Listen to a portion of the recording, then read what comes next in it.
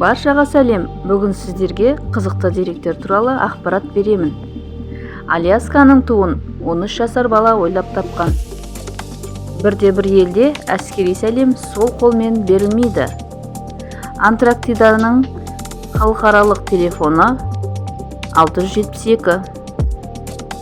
Капитан Кук жердің барлық бөлігіне аяқ басып, Антарктиданы ғана көрмеген бірінші адам.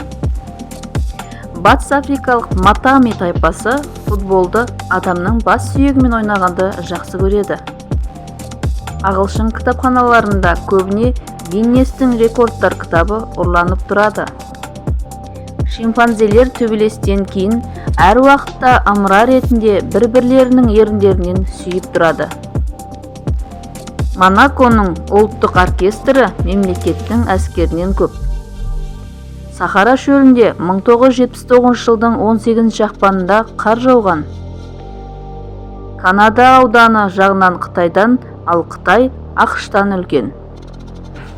1883 жылы бала туылмаған жалғыз ел Ватикан. Ніл 2 рет мұз құрсанған. 9 және 10 ғасырларда. Көне шығыста қытыққа қатал тыйым салынған. Күнә жасауға итермелеуді мүмкін екен деп санаған. Лас-Вегастың ойынханаларында сағат жоқ. Эскимостар тілінде қар атауына байланысты 20 сөз бар. Италиядағы Барби қуыршақтары Канададағы канадалықтардан көп. Франциядағы заң адамның бет әлпетімен туыс емес, қуыршақтарды сатуға тыйым салады, мәселен, бөгде ғаламшарлық. Канада Біріккен Ұлттар ұйымы шешімімен соңғы 5 жылда 4 рет өмір сүруге ең қолайлы аумақ деп аталды. Ежелгі Римде науқас операция үстінде өліп кетсе, дәрігерлер жаза орнына қолын кесіп тастаған. Біз білетін Мона Лизаның біз білмейтін алғашқы 3 нұсқасы бар. Рентген дәлелдеуде. Адамның басының орташа салмағы 3,6 келіні құрайды.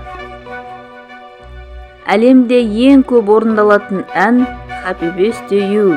Авторлық құқығы сақталған. Үрейлі фильмдердегі қорқынышты тудыратын музыкалар Патафрон деп аталатын аспаптың көмегімен шығарылады. Сағат жарнамаларына ортақ бір қағида бар. Сағат тілін 10-10 деп түзету. Бұлай жасаудың бар сыры сағат тілі логопедтерді жауып қалмауы мүмкін. Әйелдің қолымен түсірілген вестерн жанрында жалғыз ғана кино бар. Кэмеронның Титаник фильмінде ең көп айтылатын сөз Роза. Бір қыл шаш 3 келі салмақты көтеріп тұра алады. Еуропалықтар керікті алғаш көргенде түйе-леопард деп атапты. Түйе мен леопардтың будандасуы деп ойлаған. Денеге шаққанда ең үлкен ми салмағына ие құмырсқа. Жер бетінде 70% астам тірі тіршілікті бактериялар құрайды. Піл 4 тізесі бар жалғыз жануар. Токиодағы зоопарк әр жылы 2 айға жабылып тұрады. Сол уақытта жыртқыштар адамдардан аулақта демалуға мүмкіндік алады екен. Құмырсқа жегіштер құмырсқамен емес, терминеттермен қоректенгенді қалайды. Керіктің босанған уақытында баласы 1,5 метр биіктіктен құлайды екен. Түйе өркешіне қарамастан омыртқасы тіке біткен жануар. Ұрғашы иттер төбеттеріне қарағанда көп тістейді. Ал жылы жыланның уынан емес, араның шаққанынан жан тапсыратындар көп.